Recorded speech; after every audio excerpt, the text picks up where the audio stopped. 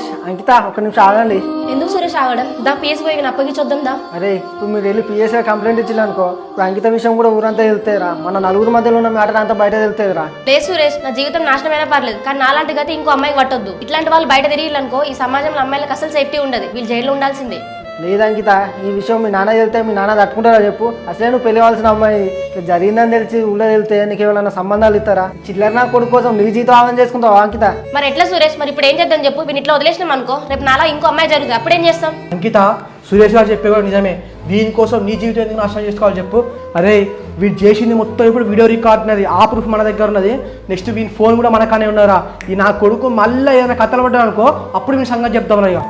అరే సంతు, ఇప్పటికైనా మారరా, నీకు అక్కో చెల్లె ఉండి వాళ్ళ కూడా ఇట్లా జరిగితే నీకు కూడా అర్థం అవరా మేము ఎంత బాధపడతామో అని. సరే సురేష్, ఎంత తప్పు చేసినా నాకు ఇప్పుడు అర్థమవుతుంది. సారీ అంకిత. నువ్వు సారీ చెప్పగానే మేమంతా మర్చిపోతాం అనుకుంటాను మా సంతు. నీ వల్ల మేము ఎంత సఫర్ అయినామో నీకు తెలుసా?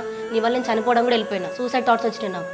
సారీ అంకిత, ఈ కాంచి నేను ఏ అమ్మాయి జోలికి పోను. రే నీ తప్పు నువ్వు తెలుసుకున్న వాటిని వదిలేస్తాను రా పూరా అయ్యా.